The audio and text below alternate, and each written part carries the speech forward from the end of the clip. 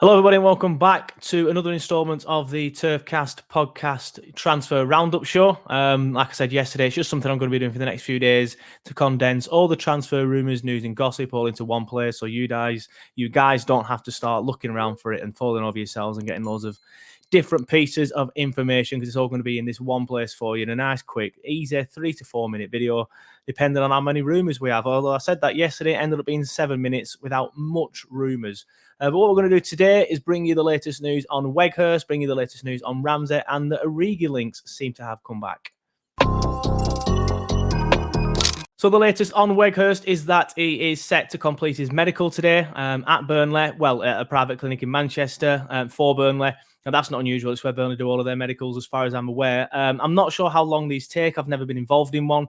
But you would think, I was told at the time of recording this that it's happening now at the time I'm recording this. So I would expect that by noon today, it would have finished. Like, I guess that is just pretty much a stab in the dark. I've never been involved in a medical. I would, from what I've heard from speaking to, people who are involved in things like that, it normally takes 1 to 2.5 hours, depending on the club, depending on the player, depending on the doctors, things like that. But yeah, this news came, it broke last night from several sources in certain places. But it came out today, and the transfer don himself has actually tweeted it now. Here it is on your screen now, a tweet from Fabrizio Romano. He says Burnley have reached full agreement with Wolfsburg for Dutch striker Wout Weghorst. Fee will be around £15 million. Add-ons included. Personal terms are agreed. So again, that looks like it's all pretty much done, dusted, signed, sealed, delivered. It's just not actually signed yet. So I don't know why I said signed, sealed, delivered. But it's just pretty much is done. He's agreed personal terms according to Fab. He just needs to get the medical done, then he'll sign on the dotted line. So you can, at a guess, expect an announcement in the next 24 to 36 hours, because it's got to be done within 36 hours pretty much.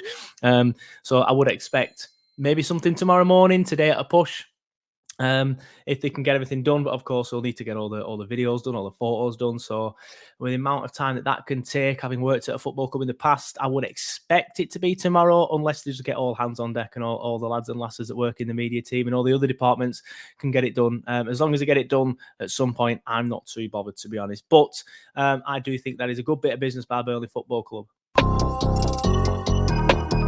So yeah, let me know what you think in the comments below about the imminent signing of Weghorst. I hope I'm pronouncing that right. I'm probably not. But it does look like a good bit of business and looks like the ideal Chris Wood replacement. There's just some stats here that Chris Borden tweeted this morning. He credited Ben McAleer from Who Scored for these stats. But in 118 appearances, he's provided 60 goals. This is since 2018-19. He's provided 60 goals with 19 assists. That's 130 mins per goal contribution. And this is, of course, compared to Wood, because obviously that's the guy that we recently lost. I'll back up what George says here. These of course, are in a less competitive league. So take it with a pinch of salt. But, it's a good record in one of Europe's top 5 leagues. That's how I'm looking at it. I'm not necessarily comparing it to Wood. Yes, it's good that he's got a higher one than Wood on most things. But, he is playing in one of Europe's top 5 leagues. It's not as competitive as the Premier League, but it's still a very, very good record. And I have seen him play myself a couple of times. I'm not going to pretend that I've seen him play loads of times. Obviously, with my job, I do sometimes have to do a bit of Bundesliga, so I've seen him play in games like that. And it does look good. It looks like a better technically gifted player than Chris Wood. But I would say Chris Wood's probably better in the air, but I think some people might disagree with that. But we'll see. Chris Wood was poor this year anyway for us, and so far for Newcastle, to be fair. But if this lad hits the ground running, then I think we've got a really good player here.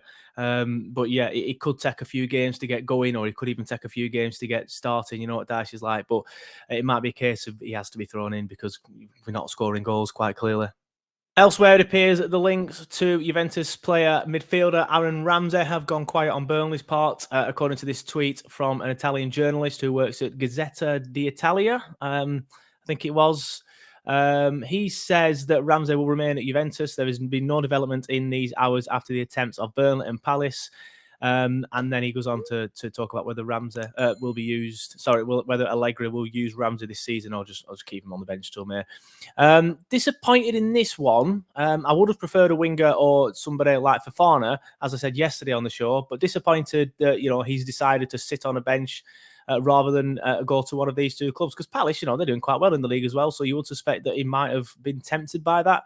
I mean, it's his prerogative; he can do what he wants, but you would think he would like to play a bit of football, being a footballer, and apparently it's what they all love to do. So it is a shame, there's still time for things to develop on this one. Things can move really quickly in 48 hours, which is what we've got left there, thereabouts, 36 hours.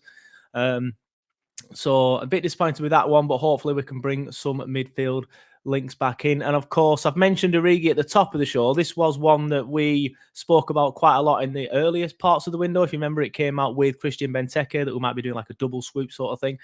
It then went pretty quiet on the Origi front pretty much straight away, and the Benteke links carried on. Turned out he would rather stay at Palace, which is fair enough.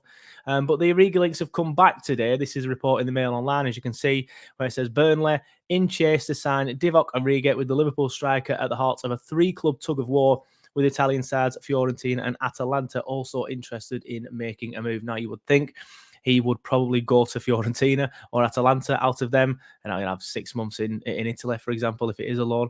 Who knows, he might want to stay in the Premier League, but I would suspect that now we are signing the lad from Wolfsburg, because this was published at 7:10 this morning, which was before the announcement that Wolfsburg, but before the announcement from official sources, that Wout will be having a medical at Burnley.